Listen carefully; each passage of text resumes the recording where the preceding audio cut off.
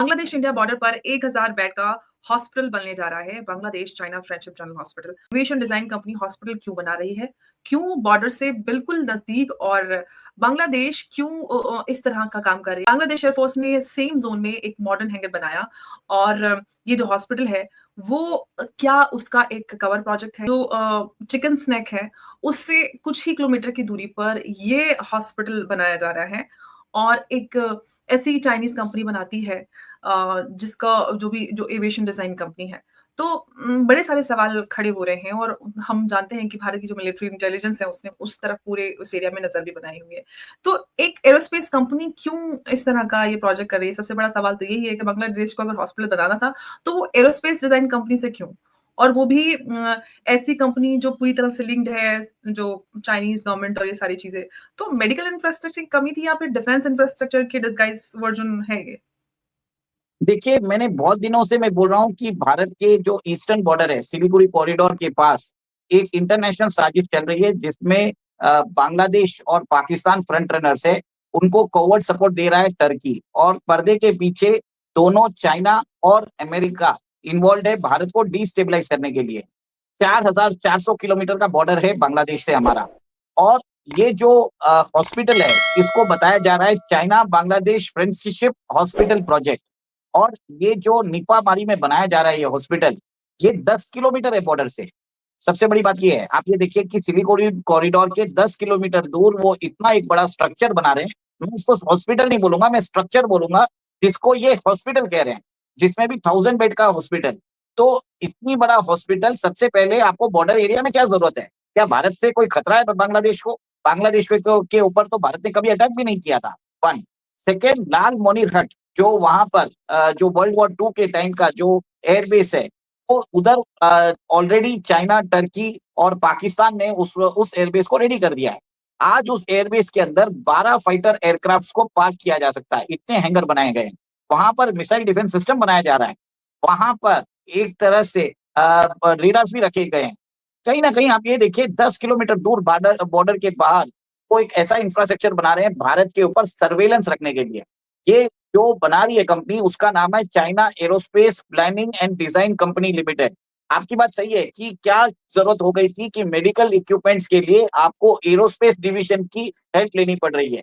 कहीं ना कहीं ये एक तरह से खतरे की घंटी है, खतरे का अलार्म है। भारत सरकार बोल रही है कि हम नजर रख रहे हैं। 20 किलोमीटर दूर उन्होंने बॉर्डर अपना जो जो बेस है, अ, ये एयरक्राफ्ट बेस है, जो हैंगर है, वो रेडी कर लिए हैं। और 10 किलोमीटर दूर एक सर्वेलेंस फैसिलिटी वो एक तरह से बना रहे हैं, जिसमें वो भारत के ऊपर टोटल कंट्रोल रखेंगे। हमारे कम्युनिकेशन सिस्टम्स, हमारे इंटरसेप्ट, वहां पे अपनी सैटेलाइट के द्वारा वो भारत की जो रियल टाइम आर्मी मूवमेंट्स है उसकी सटीक जानकारी चाइना भेजने वाले हैं। It is going to be a surveillance tools along the border.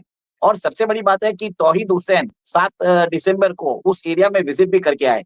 इससे पहले भी भारत की कुछ आर्मी ऑफिसर्स 14 नवंबर को लास्ट मंथ उन्होंने बांग्लादेश के जनरल वकारुज्जमान से बात की है और उन्होंने भी बताया कि इस जगह पे नीपामारी पर एक बहुत बड़ा प्रोजेक्ट आ सकता है।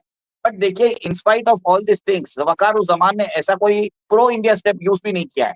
और हाल ही में जो home minister, farmer home minister of Bangladesh, जो शेख हसीना की गवर्नमेंट में भी है, उन्होंने भी बोला था कि Wakeruzzaman is a CIA agent. और वह बात सही भी है, क्योंकि वकारुज्जमान ने एक तरह से वहां पर ओवरथ्रो में, शेख हसीना की सरकार के ओवरथ्रो में बहुत बड़ा साथ निभाया था। और उसके बाद ये रेडिकल्स आ चुके हैं। कहीं ना कहीं अमर जी, मेरा ये मानना है this is going to be an extreme threat to India. आपके surveillance, Chinese surveillance equipments are going to be installed. इतनी बड़ी कैपेसिटी है, तो आप एग्जैक्टली सोचिए। मैं इसीलिए ये सवाल कर रही थी कि आखिर नीलम कुमारी ही क्यों? बांग्लादेश के अंदर और कोई भी सेंट्रल लोकेशन हो सकती थी जहां पर ये हॉस्पिटल बनाया जाता था, लेकिन चिकन स्नैक के सामने फैसिलिटी किस तरह से देखी जानी चाहिए? क्या ये एक स्ट्रेटेजिक सर्विलांस जो है वो फुटप्रिंट के लिए सिलेक्ट किया गया है, जिस तरफ आप भी बात कर रहे थे अभी? देखिए, we should be ready for a two front multi front war with our enemies. Pakistan अभी क्या कर रहा है, जैसे जम्मू के अंदर, जम्मू एंड कश्मीर के अंदर अपने यहाँ पर जंगलों में आग लगा रहा है, जिसके कारण बहुत सारे लैंडमाइन जो भारत ने बिछाए थे वो विस्फोट हो रहे हैं। और वहां पर भारत के जो सर्वेलेंस इक्विपमेंट्स है वो डैमेज हो रहे हैं। इसी बहाने वहां पर वो घुसपैठ कराना चाहता है, जो वो असफल होता जा रहा है। भारत ने अपना वेस्टर्न बॉर्डर को एक तरह से फोर्टिफाई कर दिया है। जबकि हमारा जो ईस्टर्न बॉर्डर है, जो हम बांग्लादेश से लगता है और वेस्ट बंगाल से लगता है, वहां पर 600 किलोमीटर में अभी तक बॉर्डर नहीं है, क्योंकि स्टेट गवर्नमेंट ने अभी तक लैंड एलोकेट नहीं किया है। और इसके ऊपर कलकत्ता हाईकोर्ट ने भी बोल दिया एक बहुत बड़ा रिस्क है।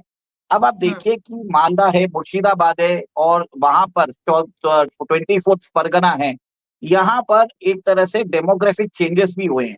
वहां पर बताया जाता है कि लश्कर ए तोयबा का एक तरह से गढ़ माना जाता है ये सब एरियाज में।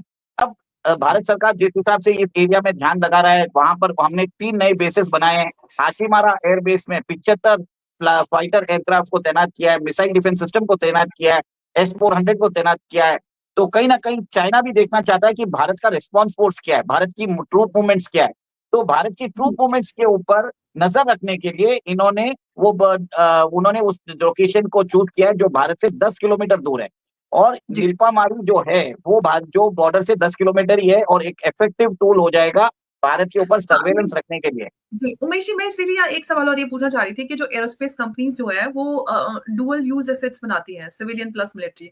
तो ये जो हॉस्पिटल बनाया जा रहा है, इसके अंदर कंसील्ड हैंगर्स, स्पेसेस और जो ड्रोन लैब्स हैं, रडार नोड्स या फिर जो सैटेलाइट अपलिंक स्ट्रक्चर है, वो बनाकर तैयार किया जा सकता है क्या?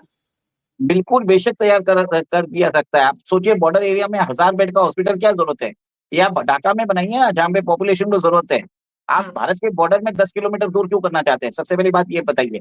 इसमें वो सारी चीज़ें रखी जाएँगी, सर्वेलेंस इक्विपमेंट्स रखे जाएँगे, बॉर्डर में सर्वेलेंस के लिए ड्रोन्स भी भेजे जाएँगे और टर्की जो है वो बांग्लादेश को ड्रोन्स दे ही रहा है, बरात का ड्रोन्स दे बस ही रहा साथ है। ही साथ मुझे ये भी सवाल है कि जो तौहीद हुसैन है, उनके फॉरेन मिनिस्ट्री एडवाइज़र, वो इस प्रोजेक्ट को विज़िट करते हैं, तो उनको विज़िट करने की क्या ज़रूरत है? इस प्रोजेक्ट को डिप्लोमैटिक कवर की ज़रूरत क्यों पड़ रही है?